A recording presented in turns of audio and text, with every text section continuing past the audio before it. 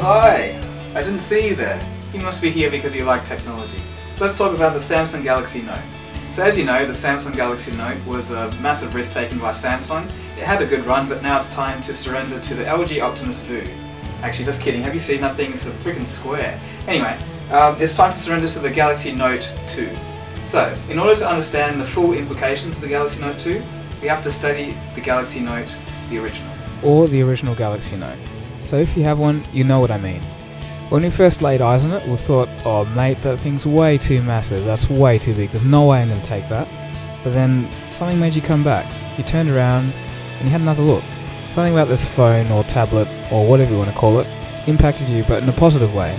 It kind of stood out from the crowd, so that, you know the feeling, whenever you go around and just pull out your phone, people just look at you and you get the stares, but then they kind of wonder with awe and they just ask the question, what is that?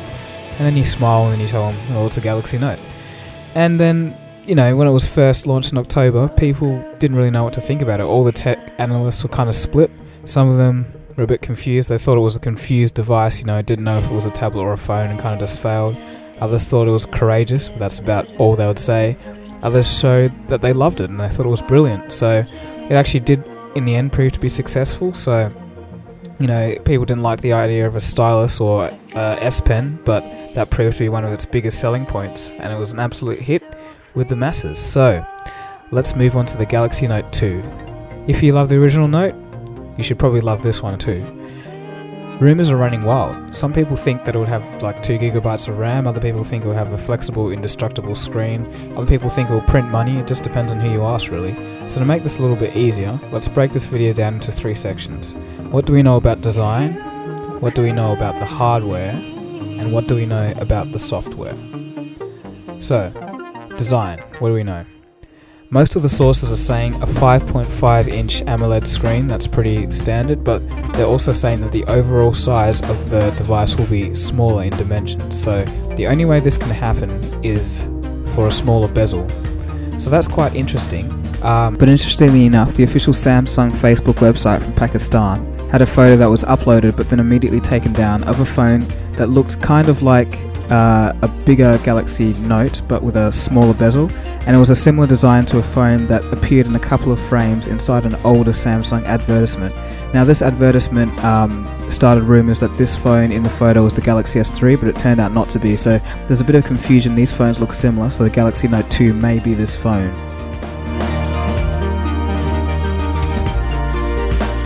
Another thing was the indestructible glass. They say that it's going to be obviously AMOLED and 5.5 inches. They say that there's this new UBP technology, so unbreakable plane technology, which means that it could reduce the thickness by 0.4 millimeters, which could mean extra space for the battery, so extra battery capacity. So that's quite interesting as well. And that was from Korea Times, I'm pretty sure.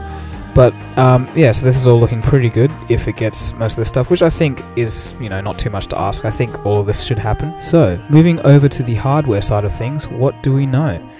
Well, if we look at the processor, we have 2 main choices, either the Exynos 5250 or the Exynos 4412. The difference between these chips is the first one is a brand new, or should I say, a brand new generation of chip, and the old one is the same chip that's used in the Galaxy S3. Now, if you saw my last video, you would know that I absolutely love the new idea of a new generation of chip, but doing more research and everything, it kind of seems like it's going to be the latter of the two, so the chip that's used in the Galaxy S3.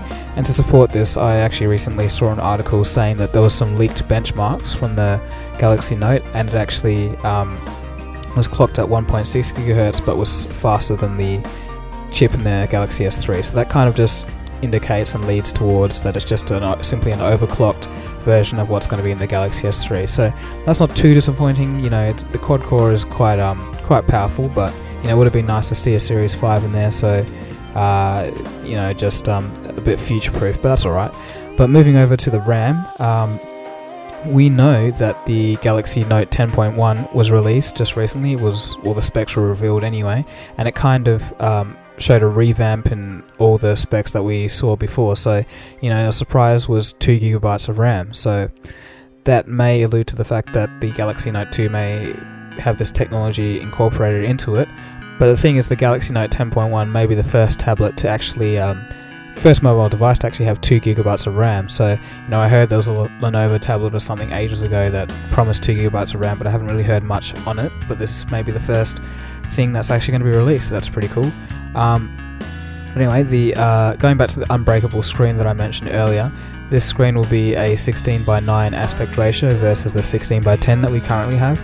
You know, the 16:10 was a slight bit awkward because, you know, when you output it out to an HDMI or a monitor, you know, most monitors are 16:9, so you would end up with letterboxing but the wrong way around, so it'll kind of be vertically up instead of filling the monitor.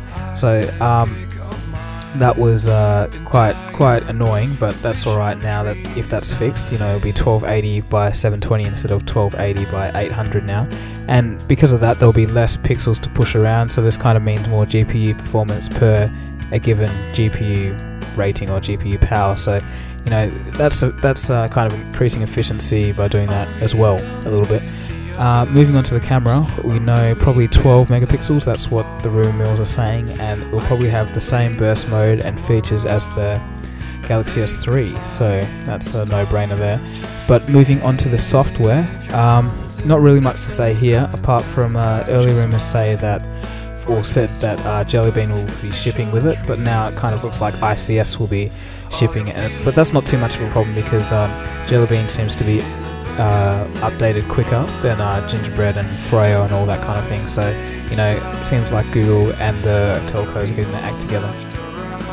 Keeping on with the software, the big clincher would be obviously Google Now. So I kind of, or in an upcoming video you'll see my tech predictions, and I kind of predict that Google Now will be a big player in the Android ecosystem. Also S-Beam, obviously, that will make its way into the Galaxy Note, and the final thing will be the whole host of applications designed by Samsung's little competition to kind of get people writing for the Galaxy Note series. So Samsung held some competitions aimed at developers to write applications for the S Pen, so we'll be seeing heaps of those being filtered out, and you know, it should be absolutely great. So that looks like the Galaxy Note 2. It's going to be an absolute beast, a great phone to have no matter what these rumours turn out to be. And even if you have an original Galaxy Note while the Galaxy Note 2 is out, I'll still say that's better than probably 80% of the phones out there. So, you know, hopefully you got something out of this video, and don't forget to look on my blog to see the hint of the new video that's coming out about tech predictions till the year 2020. So that will be really interesting, and I'll make sure that's a better video than this one. Anyway, cheers for watching, and I'll catch you later. Don't forget to rate, comment and subscribe. And I wouldn't be surprised.